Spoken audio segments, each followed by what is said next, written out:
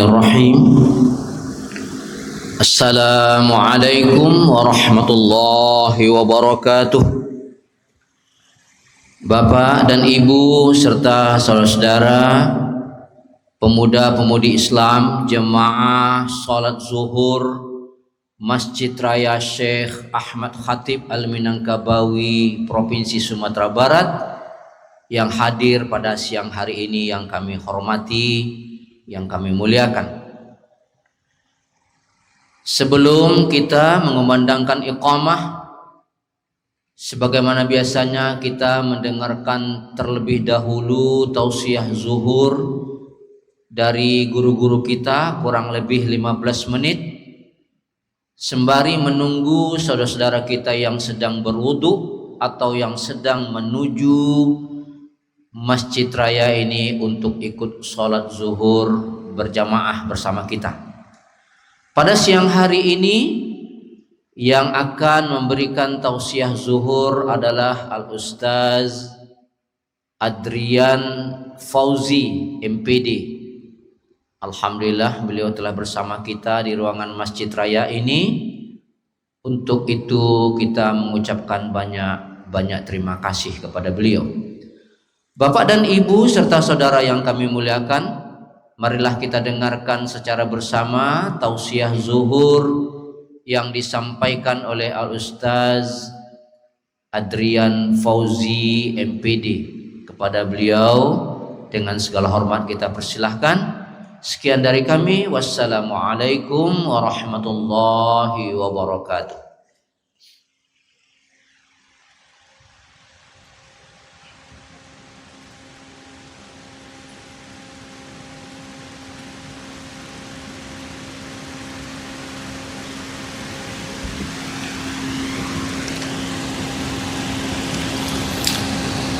Bismillahirrahmanirrahim. Assalamualaikum warahmatullahi wabarakatuh.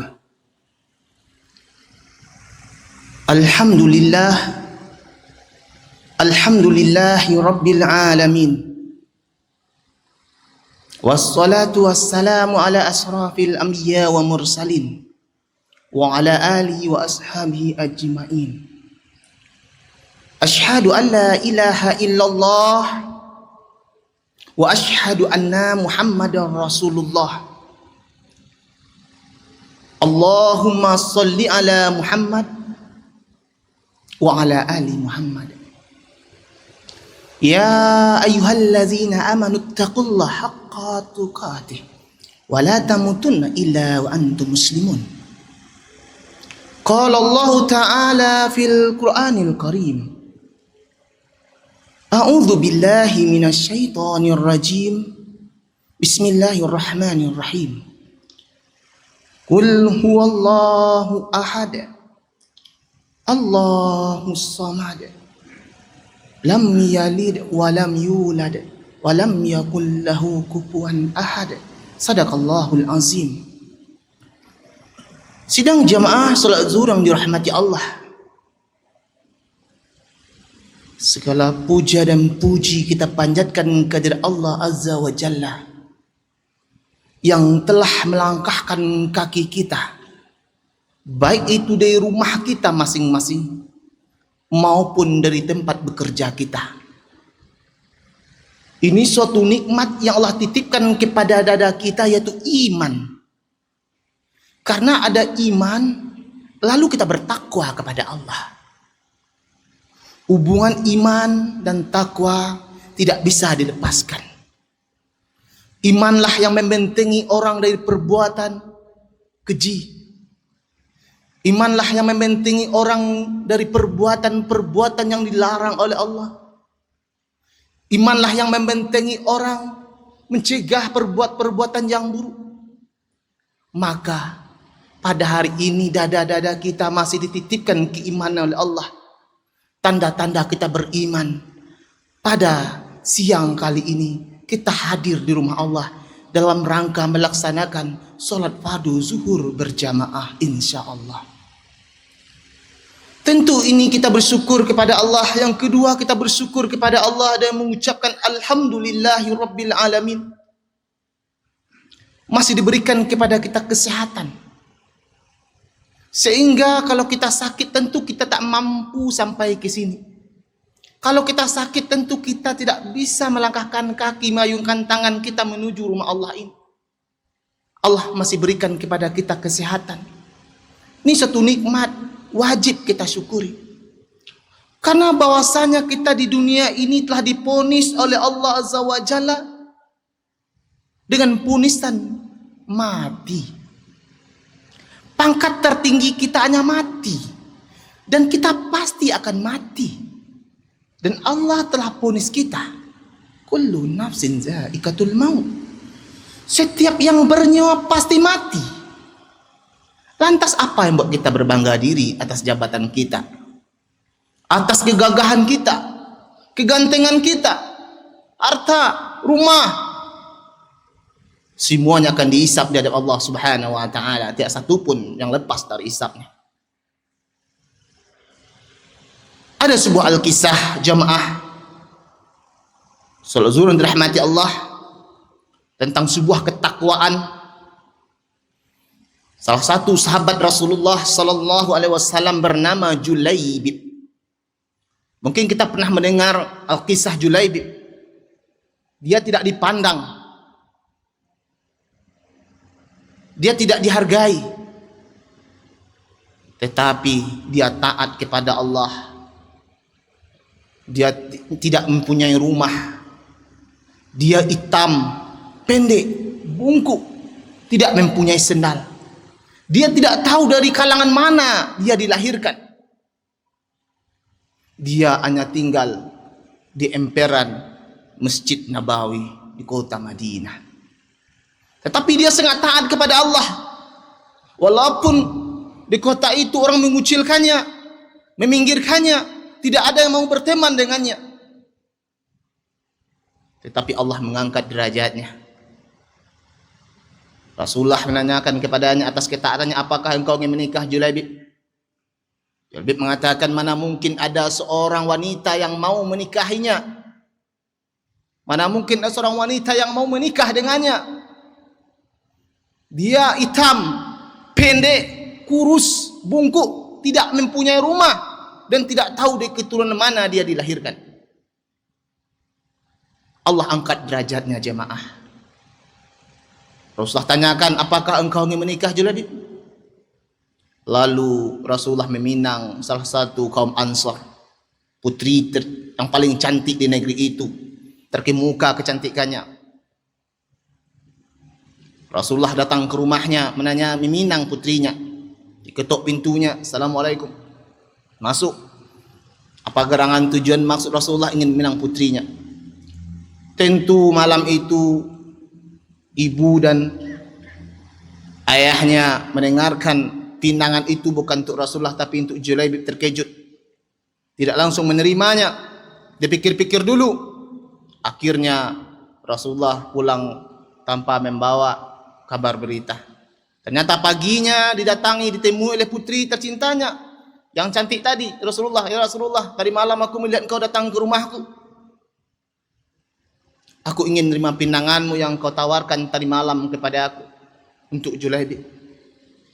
Jamaah salat zuhur yang dirahmati Allah, yang dihinakan, yang direndahkan, yang tak dihargai, yang tak dipandang, Allah angkat derajatnya.